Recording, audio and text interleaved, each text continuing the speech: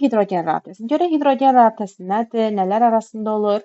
Hidrogen rabitəsi uşağı, bax burada bəzi məqamlar var, altından xətt çəkəcəm. Əsasən də onlara üstünlük verəcəksiniz. Yaxşı. Nə yazıb görün? Bax, yazıb bir molekulun hidrogen atomu ilə digər molekulun, yəni burada 2 dənə molekul söhbət olmalıdır. Yaxşı. Digər molekulun ya flör, ya oksigen yazıb. Biz bunlara fon deyirik. Fon atomları arasında əmələ gələn rabitədir. Yaxşı. Bax, bir dənə nümunə yazıram. Sizə desələr ki, H flör arasında fidan. H flör. Verib H flör arasında rabitə deyir nədir? Fidan da deyir ki, ay müəllim, ikisi də qeyri-metaldır. Qeyri-metal olanda hansı rabitə olur fidan? Deyəcəksən ki, kovalent rabitədir. Elə deyilmi fidan? Kovalent. Bəs yaxşı, bəs hidrogen rabitəsi olduğunu mən hardan bilim? Hidrogen rabitəsinin olmağı üçün bir H, o biri H flör əlaqəyə girməlidir. Bu zaman, yəni 2 dənə molekul olmalıdır. Birinin hidrogeni ilə o birisinin flörü arasında 3 nöqtə yaranır. Bu 3 nöqtə nə olacaq uşaqlar? Hidrogen rabitəsi olacaq. Şəklə bir dənə baxın. Bax, burada H ilə flör arasında uğur görsən, yazıb kovalent rabitə və yaxud da H ilə O arasında yazıb kovalent rabitə. Amma bunların bax, birinin H ilə, bax, birinin H ilə, digərinin məsələn, yox, birinin flörü ilə, digərinin hidrogeni arasında yazıb nə? Hidrogen rabitəsi. Deməli, onda belə çıxır ki, uşaqlar, hidrogen rabitəsinin olması üçün 2 dənə molekul olmalıdır və birinin mütləq hidrogeni ilə digərinin hansı elementlər olmalıdır? Ya flörü, ya oksigeni, ya da azot arasında. Bax, məsələn, NH3 verə bilərlər sənə Uğur. Deyək ki, NH3-də hansı rabitədir? Deyəcəksən ki, müəllim öyrətmişdi ki, azot da qeyri-metaldır, hidrogen də qeyri-metaldır, olacaq kovalent rabitə. Eləmi? Bir də NH3-nə, məsələn, H flör bölbərə verir. Deyər, bunların arasında nə olur? Deyəcəksən ki, məsələn, bunun tutan hidrogeni ilə bunun azotunun arasında 3 nöqtə yarana bilər. 3 nöqtəmiz olacaq nə? Hidrogen rabitəsi. Bax, bayaq bunun altına xətt çəkdim. Bir molekulun hidrogeni ilə digər molekulun fon atomları arasında yaranır. Hidrogen rabitəsi uşaqlar bölünə yenə xətt qoyub 3 nöqtə ilə işarə edilir və rabitələrin içərisində ən zəif rabitə növlərindən biri hesab olunur. Aydındırmı? Amma yenə də gələcəkdə indi burada 10-cu sinfi bitirib 11-ə keçənlərimiz var da, üzüm kimyanı öyrənən uşaqlar bilir ki, bəzi maddələrin xəstələrinə, spirtlərin falan xəstələrinə fidan, 11-ə keçirsən, hə, fidan, sən keçmiş olarsan. Onların tərkibində olan hidrogen rabitəsinin xüsusi əhəmiyyəti var. Məsələn, hidrogen rabitəsi onun deyirlər qaynama temperaturu aşağı mı olur, çox mu olur? Bunları 10-cu 11-ci sinifdə keçibsiniz. Hidrogen rabitəsi görün nə yazıb? Deyir, zəif rabitədə, amma deyir molekulların quruluş və xassələrinə əhəmiyyətli dərəcədə təsir göstərir. Sual verə bilərlər ki, kovalent rabitə mi güclüdür? Hidrogen mi? Təbii ki, kovalent rabitə. Hətta 20 dəfəyə qədər ondan güclü olur. Yazıb ki, hidrogen rabitəsi kovalent rabitədən 15-20 dəfə zəifdir. Yəni, kovalent daha güclüdür. Sonra testlərdə, topluluqda falan indi tapanda testləri atacağım sizə. Atmayacağım, daha doğrusu yanımda işləyəcəm, yığacam sualları. Deyə bilər ki, hansı, məsələn, variantların hansında hidrogen rabitəsi ola bilər. H flörü görəndə qorxmayın. Deyə bilər ki, məsələn, A bəndə H flör ola bilərmi? Götürə bilərik. Burada demir ki, imenin H flörün arasında. H flörün molekulların arasında ola bilər. Söhbət ondan gedir. Yəni, variantlarda tutam yazıb B bəndinə kalsium xlor ki, iyon rabitəli bir birləşmə yazıb. Nə bilim, C bəndinə H xlor yazıb. Təbii ki, H xlor orada hidrogen rabitəsinin əlaməti belə ola bilməz. Hidrogen rabitəsinin olmağı üçün hidrogen və fon elementlərin biri olmalıdır bölündə. Halbuki, yəni əslində qaydaya qalanda təhlükdə A bəndini vermək də normal deyil. H flör molekullarının arasında olmalıdır bu, arasında. Yaxşı, sadəcə variant tapa bilmirik deyə məcbur olub A variantı götürürük. Başa düşdünüz nə demək istəyirəm? Yəni testlərdə görəndə H flörü, NH3-ü ürəkli götürə bilərsiniz. Baxın, yazıb H flör və NH3-də maye halda hidrogen rabitəsi mövcuddur. Sonra sudur, H2O2 bilirsiniz, hansı maddələr? H2O2 nədir? Perexdir. O cümlədən 10-cu 11-ci siniflər bilirlər, spirtlər, arxasında OH olanlar. Məsələn, 7-ci siniflərdə ən azından etil spirtini tanıyırlar da, C2H5OH. Metil spirti nədir? CH3OH. Bu 7-8-lər də bilir bunları, bu ikilər. Bax, içində OH olan spirtlər, sonra arxasında COH olan karbon turşuları. Məsələn, Zəhra bilirsən, HCOH hansı turşudur Zəhra? 7-ci sinifdə 8-də demişik bunları. Dükkanda falan olur, qarışqa turşusu, hə? Olur. Qarışqa turşusu. Ay, sağ ol. Sonra tanıdığınız turşulardan biri sirkə turşusudur. CH3, COH, deyilmi? COH. Bəli, tərkibində COH olanlar karbon turşudur. Onlarda da var hidrogen rabitəsi. Sonra bu ilk 11-lərimiz bilir NH2, yəni tərkibində amin turşular və zilanların formullarında var da. Hə, güla keçmişik sizə bunları. NH2 olan amin turşular və zilanlar, bunlarda da hidrogen rabitəsi var. Sonra testlərə düşür ki, belə bir nəzəri sual olaraq düşür. Deyir, hansı fikir doğrudur? Hidrogen rabitəsinin uşaqlar həm molekul daxili, həm də molekul arası növləri mövcuddur. Yaxşı.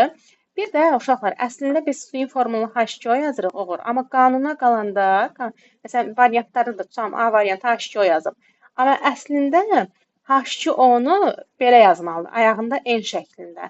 Çünki hidrogen rabitəsi bir neçə molekullar olduqda, yəni bir H2O ilə başqa bir H2O. Bax, bir dənə sənin çəkim olur. HOH çəkdim eləmi? Bir dənə də böyründə HOH çəkirəm. HOH bilirsən də sudur. Elə? Bax, burada 3 nöqtəyi çəkir. bəli. Bax, bunların arasında olan kovalent rabitədir. Öz aralarında olan kovalent rabitə. Amma ki, bunun oksigeni ilə bunun hidrogenin arasında 40-40 xəttlər çəksəm, 3 nöqtə və ya 40 xətt çəkə bilərəm. 40-40 xəttlər çəksəm, bu olar hidrogen rabitəsi. Və yaxud da bunun hidrogeni ilə bunun oksigeni arasında 40 nöqtələri ya 3 nöqtə çəksəm, olar hidrogen rabitəsi. Yəni deyir ki, H2O-nu əslində testlərdə cavab götürsən, ayağını N şəklində yazmalı. Yəni çoxlu sayda suların arasında molekular arası hidrogen rabitəsi ola bilər. Yaxşı, bu belə. Sonra keçirik prana. Deməli, nə deyir uşaqlar? Deyir, hidrogen rabitəsi əmələ gətirən hər hansı maddənin maye haldan qaz halına keçməsi zamanı hidrogen rabitəsi qırılır. Bunu belə təsəvvür edək də uşaqlar. Bax, bərk maddə, bunu hamınız bilirsiniz, sinifinizdən asılı olmayaraq fizikadan keçibsiniz. Bərk maddədə bilirsiniz ki, uşaqlar, molekullar bir-birinə nə yerləşirlər? Yaxın-yaxın yerləşirlər. Mənə razıda sıxlıq onlarda çox olur. Bu bərk maddənin molekullarıdır. Mayeni çəkəndə zəhra neyirəm? Mayədə bunlar biraz nizamsız və bir-birindən birazca aralı formada yerləşirlər molekullar. Bu oldu maye. Bir də qaz halını çəkirəm. Qaz halında da fidan necə olur? Hərəsi bir dərədə olur.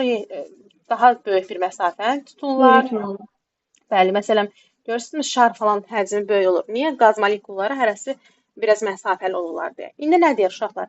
Yadda saxlayırsınız ki, hidrogen rabitəsi, bax, məsələn, suyumuz var əlimizdə, stəkana maye su var. Mən onu qaynadanda qaz halına keçirəm, buxar halına. O suda bu molekullar aralandı bir-birindən. Görürsən də, bir-birinə nisbətən belə yaxınlıq var idi, indi çox aralıdır.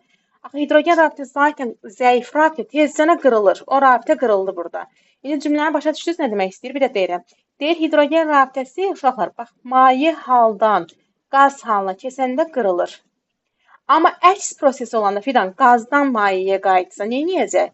Yaxınlaşacaqları üçün hidrogen rabitəsi yenidən əmələ gələr. Yadınızdan çıxmaz ümid edirəm. Aydındır? Təzədən oxuyanda fikir verirsiniz. Qayıt edirəm, inşallah bu dəfə yüklənər. Deyir ki, su, yəni buz halında və maye halda olduqda hidrogen rabitəsi əmələ gəlir. Bayaq nöqtələr çəkmişdim, ha? Yaxın olduqda molekullar hidrogen rabitəsi yaranır. Qaz halına, yəni buxara keçdikdə rabitə qırılır. Buzun həcmi eyni kütləli maye suyun həcmindən çox olur.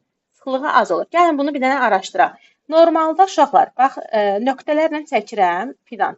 Nöqtələrlə digər molekulları çəkən, həmişə deyirik, bax, bütün maddələrdə sıxlıq necə olur da? Bütün maddələrdə sıxlıq bərkdə çox olur nədən? Mayədən, hə, elə deyil mi? Keçibsən. Bəli, mayədən çox olur. O da çox olur sıxlıq nədən? Qaz halında olanlar. Çünki qaz halında belə daha aralıdırlar, daha genişlik var da. Bax, böyrünə də yazıram sıxlıq. Amma təbiətin bir qanunudur. Biz həmişə Gülay ilə öz dərsimizdə deyirik ki, hansı maddə istisna? Suda biraz istisna hal var. Nə tipli istisnadır uşaqlar? Onu, baxın, yəqin ki, coğrafiya dərsi keçənlər görmüş olar kitablarınızda. O, Antarktika falan qütblər var, buz, pingvinlər yaşayan yerlər. Görübsünüz orada? Hə, görübsünüz orada buzdağı, iceberglər var, buz dağları. Bax, buz dağı çəkirəm burada bir dənə.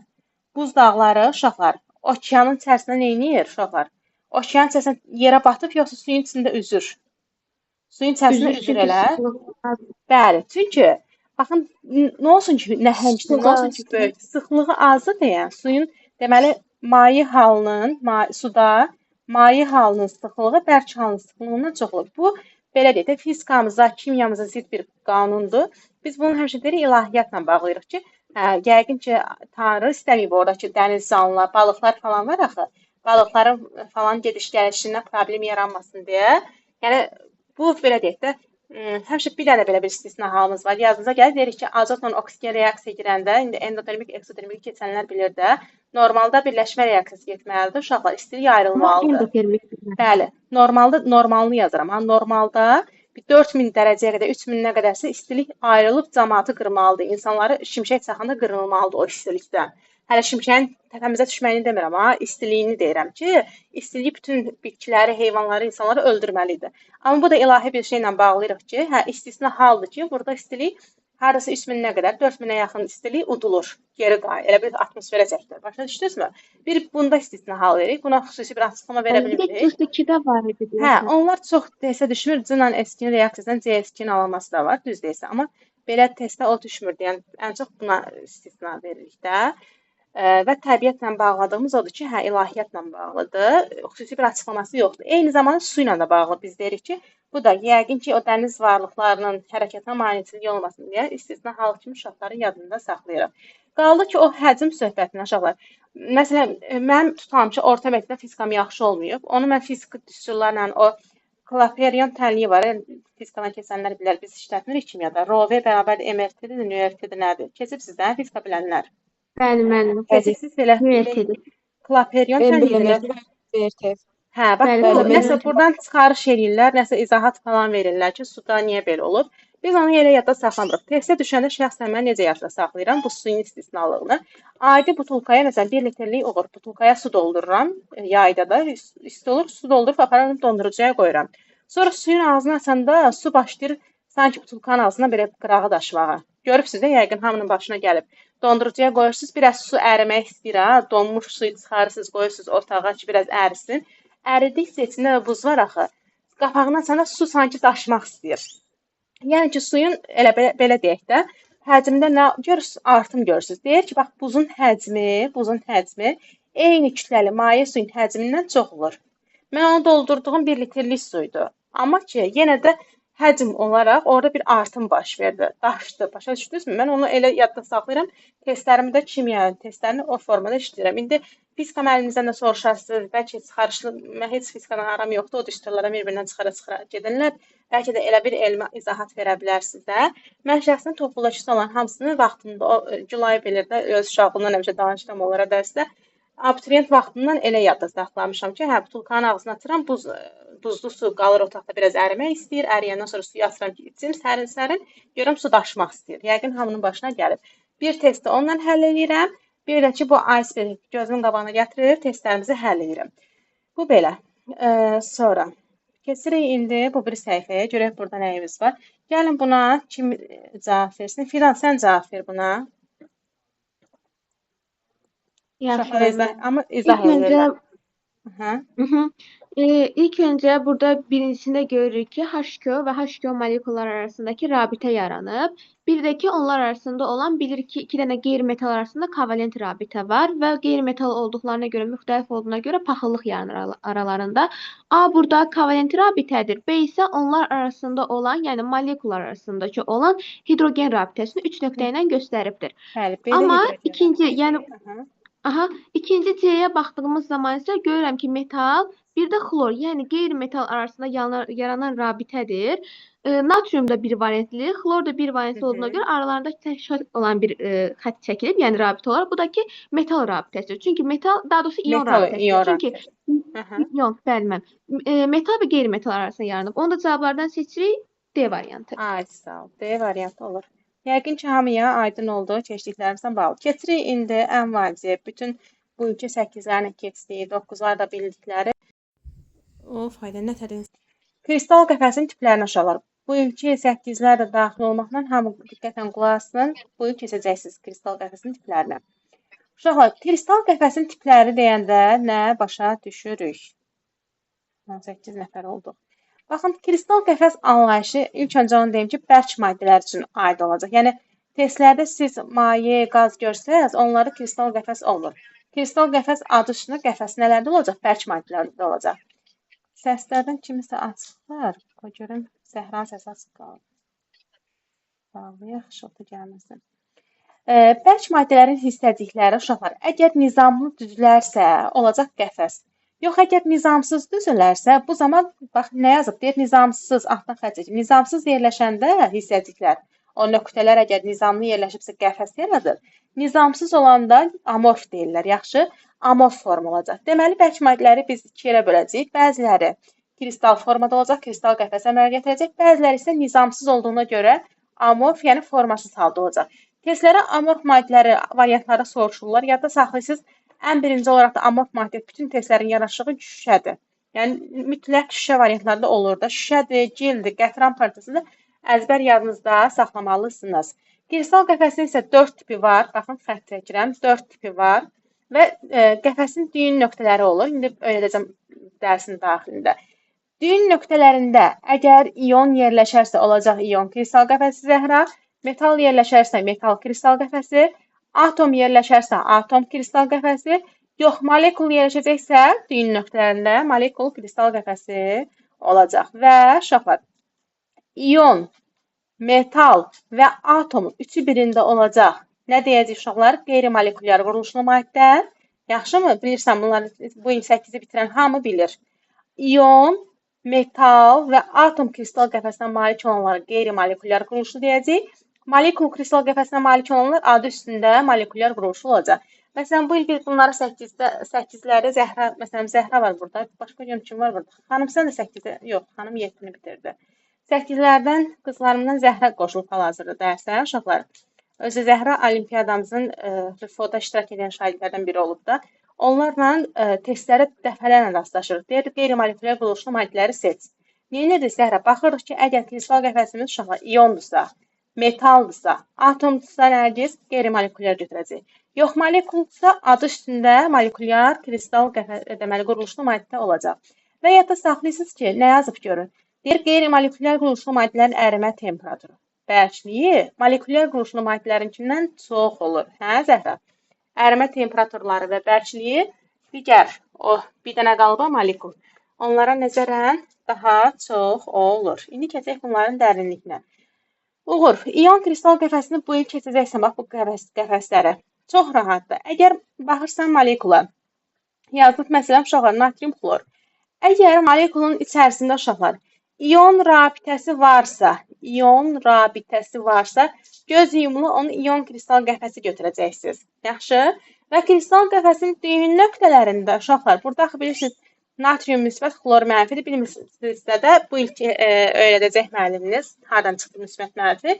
Yəni metallar adətən müsbət olur, yanındakılar çox vaxt mənfi olur da. Və kristal qəfəsin düyün nöqtələrində burada nə olacaq? Müsbət və mənfi yüklü ionlar yerləşmiş olacaq. Düzdür, daxilində çox şeylər yazıb. Yazıb ki, nə bilim, oksidlər, əsaslar falan. Ehtiyac yoxdur. Siz əgər baxırsınız, böründə metal və qeyri-metal varsa, avtomatik olaraq variantlarda onu nə götürə bilərsiniz? Zəhra, ion kristal qəfəsinə Leyla aid eləyə bilərsiniz. Sonra metal kristal qəfəsi nələrdə olacaq? Metal kristal qəfəsi də bayaq adı üstündə metal rabitəsini keçmişdik. Uğur metal rabitəsi harda olurdu? Dedi ki, müəllim təkcə metallar, natrium versə, təhlikdə kalsium versə, dəmir versə, təhlikdə metalların adı verilsə, onların ərintiləri, çuqun, polad, tunc, bürünc, nə bilim, düralüminium, hansısa bir ərintisini versə, uşaqlar, biz orada götürə bilərik testlərdə metal kristal qəfəsi var. Və bayaq Uğur uşaqlar belə bir cümlə işlətdi. Müəllim, metal rabitəsini yaradan sərbəst elektronlar, onlarda metallarda elektrik keçirmə yaradır, istilik keçirmə yaradır, döyülüb yasılama, yəni plastiklik xassəsi yaradır, içdən genişlənmə hadisəsi yaradır. Yəni metallara xas xüsusiyyətlər, onlarda olan nə ilə əlaqədədir Uğur? Metal rabitəsi və metal kristal qəfəsi ilə əlaqəli idi. Bu ilki 8-lər isə öz dərsliklərində orada şəkillər var xüsusi olaraq. O şəkillərə mütləq diqqət edəcəklər. İndi onsuz da yay dərsləri bütün sinifə əhatə edir deyən biz ümumi keçirik də. Məsələn, burada tutan filan 4-cü qrupdur. Biz onu 4-cü qrup səviyyəsinə keçirik. Ümumi anlayışdır ki, yadınızdan bəzi şey çıxıbsa da yadınıza düşsün. Bilmirsinizsə yeni terminlər öyrənin. Yəni, məsləhət görərəm ki, bu ilki 8-lərimiz, 8-i bitirənlər əgər kitabları özlərində varsa və yaxud da bizim uşaqların bir dəftərlərinə qeyd edirlər. Dəftərlərin o şəkillərə falan baxsın. Orada səhv etmirəmsə, olimpiyadaya da suallar düşürdü. Məsələn, P4-ün falan şəkilləri var idi, testdə yodun falan şəkilləri var idi. Onların şəkillərinə aid suallar düşürdü kristal qəfəsindən bağlı. Amma hal-hazırdakı bu ilki deməli 10-cu və 11-cilərə ehtiyac yoxdur şəkillər. Çünki onlara belə deyək, divin testlərinə üstünlük verilmir. Təzə çıxan kitablara üstünlük veriblər. 7, 8, 9-lara fikir versin. Sonra keçirik uşaqlar atom kristal qəfəsinə. İndi Zəhra deyəcək ki, mən bunu sevmirəm. Çünki burada əzbər bəzi məqamlar var. Məcbursunuz eləyəsiniz, əzbərləyəsiniz. İonu asan idi. Baxan kimi ion rabitəsini görən kimi tapacaqsınız ki, ion kristal qəfəsidir. Metaldır. Metalı gördünüz, metal kristal qəfəsidir. Amma atom kristal qəfəsi uşaqlar əzbər. Baxın borda, karbonda, silisiumda, silisium O2 və silisium karbid. Bunun adı karborondur uşaqlar. Testlərə çox düşür. Adını əzbərləyin. Sonra qırmızı və qara fosforda daha atom kristal qəfəsi olur. Eyni zamanda uşaqlar, baxın nə yazır? Karbonun allotropik şəkil dəyişmələrinin kristal qəfəsinin tipi eyni olsa da quruluşu fərqlidir. Hansı kristal qəfəsi? Məsələn, yazır almaz, grafit, karbin. Bunların deyir kristal qəfəsinin tipi eynidir. Görürsünüz, burada karbon borun qabağında var idi də. Amma qəfəslərin tipi eyni olsa quruluşlarında biraz fərqlilik var. Məsələn, gələcəkdə öyrənəcəksiniz ki, almaz tetraeder formasındadır. Məsələn, karbin xətti quruluşludur. Aydın grafit məsələn laylı quruluşlu bir layla idi. Bunu səhv etmirəmsə 9-cu dərsində karbon bölməsində şəkilləri var. Bu 2-11-ci sinifdə baxa bilərlər. Sonra nə yazıb? Yazıb ki, sağda grafitin kristal qəfəsinin quruluşu verilmiş. Uşaqlar, grafit bilirsiniz nədir? Karandaşın ucudur.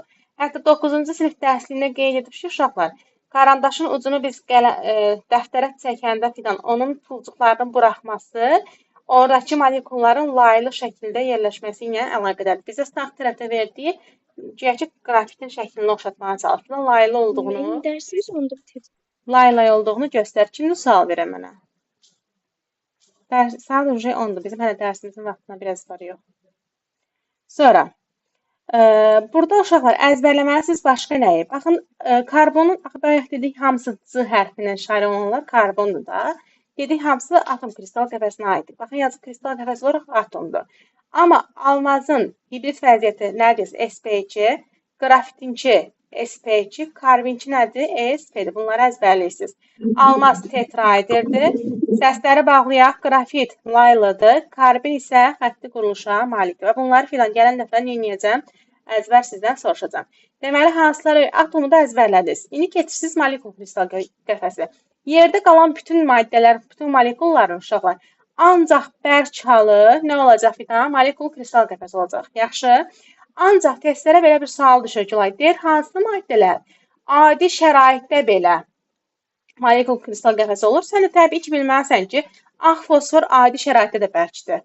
Kristallik kükürtdür, yoddur. Bax, bu fosfora aid olan bütün birləşmələrin əksəriyyəti adi şəraitdə belə bərkdir.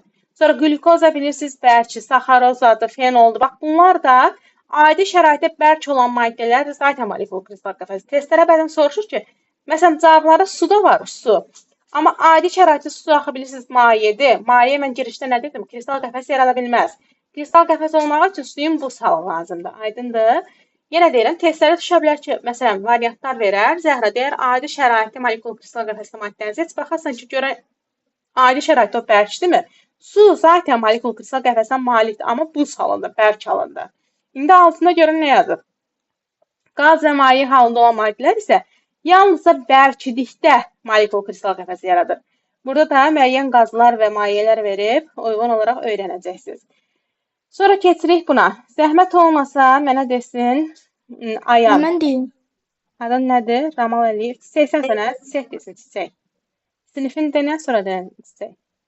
Mən 8-ci sinifə keçdim. Aha, de görüm çiçək. Mən birinci P4 verilibdir. P4 burada molekula aiddir. Əla. Özə uşaqlar 8-ə keçib eşitdinizmi? Hələ bu il öyrənəcək, maşallah. Sonra de görüm. Atoma aiddir. Ay, sağ ol. Natrium xlor isə iona aiddir. Aha, hansı şəkildə var səncə? Görək, harda var belə bir şəkil? C variantında var müəllimə.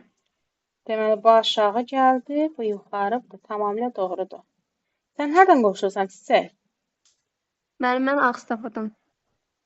Ne gözəl. Hansı məktəbdən? Hansı kəndindən?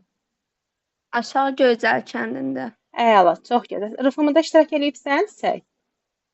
Yox, müəllimə, bu il iştirak edə bilmədim. iştirak edə bilmədin. Çünki götürümlü uşaqsan. Bu gün sən hələ bu il keçərsən, amma gördün dərsə qulaq asaraq cavab veribsən. Afərin. Mən deyim. Kim idi? Uğurdu. Uğur denən. Təkliflərimiz maşallah Mən aktivdir. Oxu görüm. Molekulyar quruluşlu. molekulyar quruluşlu burada fosfor olmalıdır. Aha. C variantı mən fosfordur, axırda da yod var, o da sayılır. Ona görə də bu da molekulyar quruluşdur. Gülay, afərin elə Uğura. O qədər belə sevinirəm uşaq belə diqqətsizdirmi, yoxsa fərqli uşaqdır çox. Bəli. Çiçəkdir. Yəni şoka düşmüşəm. Uğur elə bilirəm yəqin sinifi məndən gizlədirsən nədir? Necə sən tezliklə götürürsən dərsi? Çox keçirim. Yəni belə davam eləsələr, yəni ali məktəbə 700 balla qəbul Vallahi edirlər. halal olsun. Yəni şoka düşürəm. Bax Uğur çiçəyin özü belə məsələn suala cavab verəndə dedim ki, 7 təsəvvür 7-ni bitirib də bu uşaq. Necə bunu tezə qavradı? Afərin sizə uşaqlar. Deməli uşaqlar, indi burada nə var? Valentlik dərsi səhvən düşüb bu PDF-ə. Valentlik rabitə dərsinin içində deyil. Oksleşmə də indi toplum işləyənlər bilir də bizim 11-lərimiz toplumu 1000 dəfə işləyiblər. Bilirlər ki, valentlik oksleşmə dərəcəsi ayrı bölmə. Buna dəymirsiniz. Ha, yaxşı. Bu ayrı dərsdir. Yəqin ki, gələn 5-ci gün testlərimizə falan baxarıq. Dərs keçməyəcək. 5-ci gün ancaq test işləyəcək burada. Ondan sonra 2-ci günə keçərik valentlik oksleşmə dərəcəsində. Elə burada PDF-də var hazır. Öyrədərəm ki, valentliyi məsələn hal-hazırdakı 7-lər keçmirlər deyə valentliyin problemlərini yaşayırlar. Məsələn, formul yazanda tərtib eləyə bilmirlər. Biz onu uşağa 7-nin materialına vermir ki, başa salaq ki, ay uşaq, bu bir valentlidir, bu da 2 valentlidir, ayağına 2 düşür. Amma köhnə 10-11-lərimiz rahatlıqla işləyirlər. Ona görə yəqin ki, gələn həftənin 2-ci günü bunu keçəcəm. 5-ci gün amma qoşulsuz test işləyirik. Yaxşı? Vaxt verəcəm, hə, hərə bir cavab yazacaq, sonra bir yerdə səsləyə bildirəcək cavab.